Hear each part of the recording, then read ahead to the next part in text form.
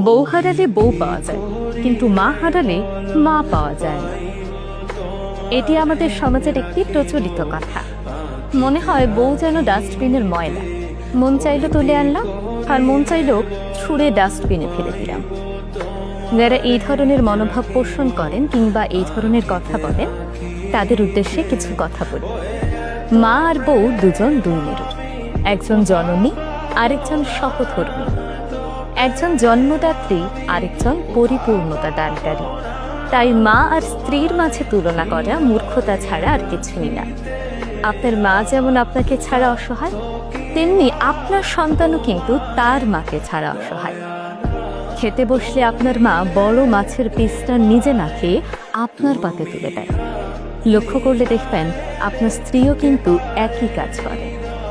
আপনার মৃত্যুতে আপনার মা যেমন হবে সন্তানহারা, তেমনি আপনার স্ত্রী হবে সঙ্গীহারা।